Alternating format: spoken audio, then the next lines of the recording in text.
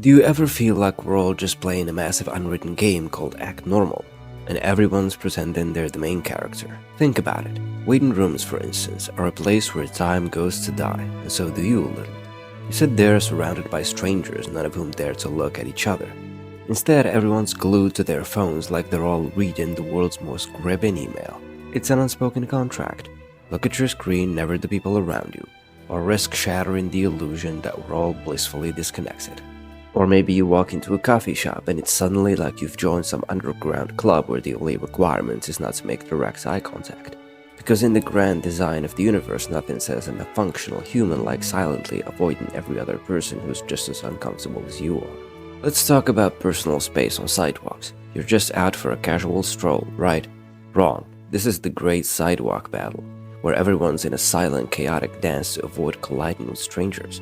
You see someone walking straight toward you, and it's suddenly a showdown. Who's gonna step aside first? You veer left, they veer left. You try right, they try right. Now it's an impromptu dance-off and nobody signed up for it.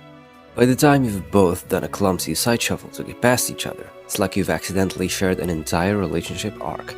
Attraction, conflict, and then the bittersweet goodbye. Okay, so why do we instinctively avoid eye contact or act like strangers aren't there? This one goes way back to when early humans developed something that psychologists call cooperative detachment. Imagine it, you're in a tight-knit group but resources are low. If you make intense eye contact with someone else, that's a challenge, a sign you're willing to throw down over that last piece of meat or something. So avoidance actually kept the peace. Fast forward to today and this survival tactic is just muscle memory. In public, we instinctively look away to avoid initiating unnecessary social fights.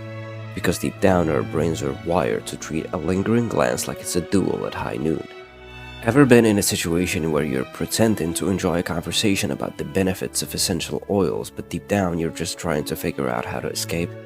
That's cognitive dissonance at play when your beliefs clash with your actions. We've all been there, smiling through the pain while internally screaming, "Why am I agreeing with this nonsense?"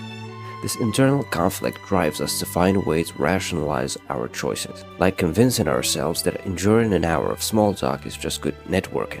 It's our brain's way of maintaining that oh-so-precious facade of normalcy while we quietly plot our escape.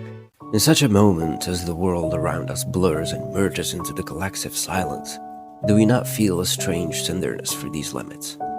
An almost affectionate awe for the shared choreography of gazes turned away, paths unobstructed, and breaths held in the tight confines of public spaces. For here in this hallowed monotony, there is the echo of 1,000 souls bound not by chains but by the weight of understanding, a strength that emerges not in defiance, but in the deference to the needs of others, however silent and unseen.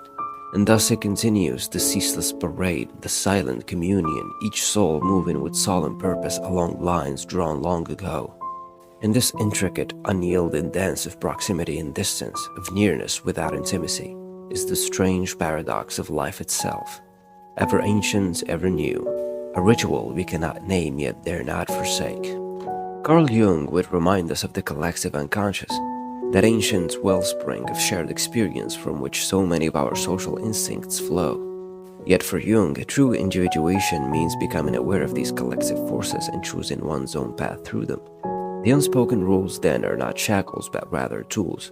The wise mind recognizes when to use them and when to transcend them.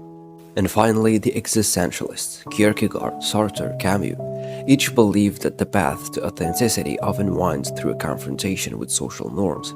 Sartre, for instance, argued that true freedom comes from embracing our radical responsibility to create meaning, to choose our actions in every moment, even within the confines of society's expectations. Rather than rejecting norms altogether, Sartre invites us to transcend them thoughtfully, to act not merely as others would, but as our genuine selves would, even if that means a quiet departure from the script. In this way, navigating society's rules becomes less an act of mindless compliance and more a deliberate reflexive praxis, a way to engage, adapt, and ultimately reclaim a sense of freedom within the delicate fabric of the unspoken.